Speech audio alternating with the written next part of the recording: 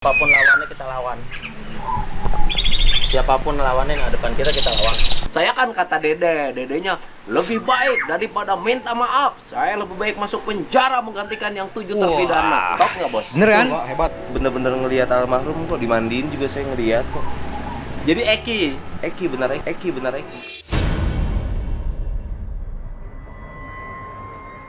Apa Eki itu dibunuh atau murni ini adalah kasus kecelakaan? Itu adalah kecelakaan lalu lintas tunggal. Yang TK ya mestinya nggak perlu TK, perkaranya nggak ada. Pakar hukum yang botak-botak kepalanya, yang gelarnya macam-macam, terkecoh semua kan. Yang botak ya, kayak ini. Bercerita tentang sesuatu yang tidak ada. Dalam artian kayak nyetir motor juga kan kadang ugal-ugalan gitu di jalan. oh. Hey man, welcome back is channel Anapets. Senyumnya gila.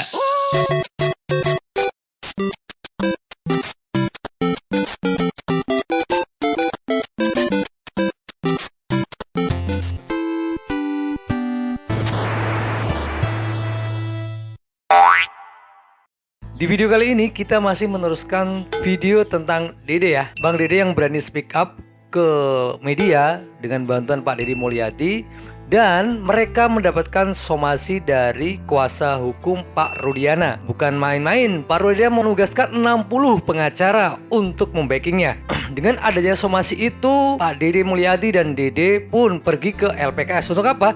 Untuk bertemu dengan notaris. Ya ibaratnya untuk mengamankan dia sebagai saksi kunci dalam kasus Vina ini. Dengan adanya somasi dari kuasa hukum Pak Rudiana, Bang Dede pun berani berspeak up ya.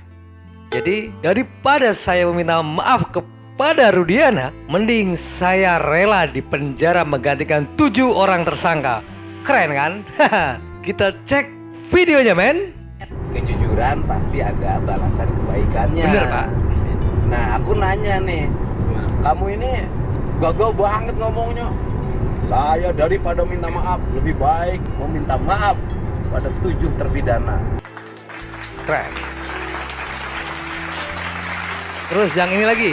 Saya kan kata dedenya lebih baik daripada minta maaf. Saya lebih baik masuk penjara menggantikan yang 7 terpidana. Top nggak bos? Bener kan? Wah, hebat. Jadi Bang Dede lebih baik masuk penjara menggantikan 7 tersangka daripada berminta maaf. Untuk masalah somasi yang diberikan kuasa hukum Pak Rudiana, ini dikomentari oleh Pak Susno Dwaji. Siapa itu Pak Susno Dwaji? Pak Susno Dwaji adalah Komenpol Prum DRS Haji Susono Dwaji SH MSC. Lahir 1 Juli 1954, adalah mantan Kepala Badan Reserse Kriminal Polri, Kabareskrim Polri yang menjabat sejak 2024 Oktober 2008. Ya mudah-mudahan dalam jangka waktu 3 hari tidak ada minta maaf itu, dan saya dengar-dengar tidak akan minta maaf gitu, sehingga betul-betul akan dilaporkan secara hukum. Kalau betul-betul dilaporkan secara hukum, ya aparat penegak hukum yang akan memeriksanya ya. Tentunya Kang Dede diperiksa, Dede itu juga diperiksa, kemudian Pak Ibtu Rudiana juga diperiksa. Ya tambah bagus, tambah terbuka gitu ya.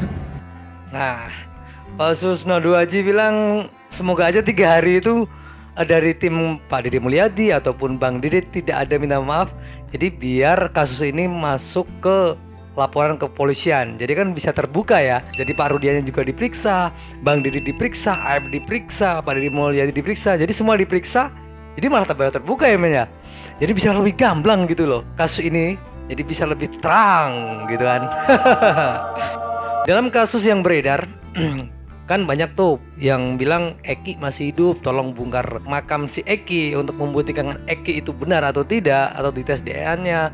Ada yang bilang Eki itu masih hidup dan digantikan orang lain.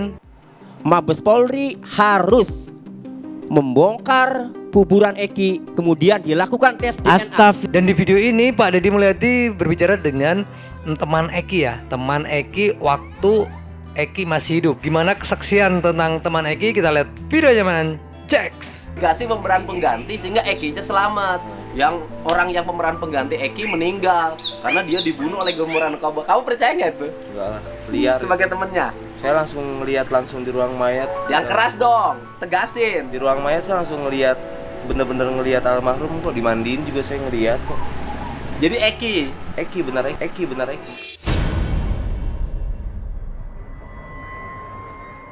Tuh men, jadi memang Eki memang sudah meninggal karena temannya juga bilang melihat Eki waktu di rumah sakit waktu dimandikan. Jadi untuk asumsi Eki masih hidup ini jelas tidak benar, ya kan? Kita udah tahu nih, jadi Eki itu sebenarnya memang sudah meninggal. Dan meninggalnya karena apa? Dan ini yang masih menjadi pertanyaan kita semua kan. Apa Eki itu dibunuh atau murni ini adalah kasus kecelakaan? Tentang ditemukannya apa namanya Vina masih hidup, ya bukan jenazah ya. Vina masih hidup di atas jembatan flyover Cirebon dan Eki sudah meninggal. Kemudian darah, kemudian ada lagi helm dan sepeda motor, itu sudah selesai. Selesainya dengan apa? Itu adalah kecelakaan lalu lintas tunggal. Dari komentar Pak Suno Duaji bilang ini adalah sebuah kecelakaan tunggal. Ini adalah seorang ahli kepolisian ya, bahwa tidak ada kasus pembunuhan, adanya adalah kecelakaan tunggal. Ini gimana nih? Oke, kita cek kelanjutan videonya. Ini jadi semeraut nih Bapak nih. Tidak semerawut. Jelas sekali kecelakaan tunggal menurut polisi yang berwenang. Ya. Ya sudah. Berarti seharusnya 7 terpidana itu harusnya bebas Pak. Ya, Harusnya tidak ada. Terpidananya terpidana kasus apa?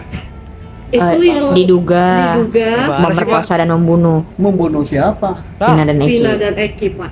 Vina dan Eki udah dipukul. Nah itu dia. Kecelakaan lalu lintas. Nah. Inilah yang harus ditanyakan kepada hakim. Dia dihukum itu atas kasus yang mana? Kasus pembunuhan maksudnya? Ya Iya. bener Pak, kasus Apa pembunuhan. buktinya ada pembunuhan? Buktikan dulu ada pembunuhan. Ada nggak pembunuhan? Harus dibuktikan. Ada pembunuhan itu. Cara membuktikannya, kita kembali kepada hukum acara kita. Alat bukti kita pasal 184 KUHP. Keterangan saksi. Ada nggak saksi yang mengatakan ini pembunuhan?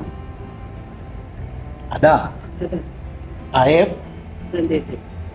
Dede, Iya. kemudian Rudiana, Betul. tambah Mel. Betul. Mel sekarang hilang, Aep hilang, Rudiana ada. Kemudian Dede mencabut keterangannya. Kemudian tambah saksi yang tidak langsung dengan pembunuhan, hanya menyatakan tempat tidur dan sebagainya, yaitu Pasren dan anaknya. Tapi itu diduga pembohong juga. 1000 saksi pun kalau tidak ada alat bukti lain yang memperkuat, maka itu tidak ada gunanya. Nah, 1000 saksi pun kalau nggak ada alat buktinya nggak ada gunanya. Itu kata Pak Susno Duaji ya. Terus yang jadi pertanyaan, sampai Saka Tatal dihukum 8 tahun, terus 7 tersangka yang 8 tahun masih mendekam di penjara, itu kasus apa? Kan kasus Vina dan Eki ya, yang mereka terdakwa sebagai pengeroyok atau pembunuh dari kasus Eki dan Vina. Jadi memang pembunuhan atau si Eki itu naik motornya kenceng banget dan sampai terjadi kecelakaan. Karena teman si Eki waktu dulu itu bilang Eki itu orangnya mentalnya itu kuat banget. Kayak apa videonya? Kita cek videonya men. Suka minumnya di mana kalau bareng Eki minum? Pernah aja sih di Warpat juga, di yang SMA 4. Oh iya, katanya suka minum di warung SMA 4 ya? Iya, tapi di pojok sana. Udah pejok. Sekarang tukang warungnya ada? Udah tutup deh kayaknya. Udah tutup. Oh, jadi ini adalah teman Eki waktu dulu ya, sering minum-minum gitu. Atau jangan-jangan Eki itu diduga bisa jadi kecelakaannya karena mabuk ya? Atau memang naik motornya kenceng gitu? Kalau ini adalah kasus kecelakaan ya men ya. Kita lanjut videonya. Oh, apa namanya? Eki ada yang ngancam. Ada geng lain yang tersinggung atau merasa pinanya direbut. Bener nggak sih itu? Di tahun itu saya kurang tahu ya, cuman memang almarhum dulu memang berani orangnya. Oh, Eki ya? Eki berani. Berani dia dulu. Berani gimana sih maksudnya? Dalam artian kayak nyetir motor juga kan kadang ugal-ugalan gitu di jalan. Oh. Nah kan, karena teman si Eki dulu tuh naik motornya ugal-ugalan men. Jadi ya memang berani lah ngebut gitu loh. Bisa jadi ini adalah kasus kecelakaan tunggal. Dari Pak Suwono Duaji bilang begitu, dari pihak kepolisian. Terus dari pengakuan teman si Eki dulunya itu memang naik motornya ngebut-ngebutan. Lanjut videonya lagi. Anaknya agak nekat-nekat Iya. sedikit. Nyalinya gede lah juga. Oh, nyalinya gede. Jadi nyalinya itu salah satunya kalau naik motor gas terus. Tahu saya. Oh, dia kalau naik motor berani kenceng ya? Berani. Oh, karena nyalinya tinggi. Kalau berkelahi Eki pernah nggak? Yang saya tahu enggak sih. Belum pernah ribut kan? Belum pernah ribut. Iya Di sih. depan saya gitu kayaknya nggak pernah. Iya, belum pernah Eki terlibat keributan dengan siapapun.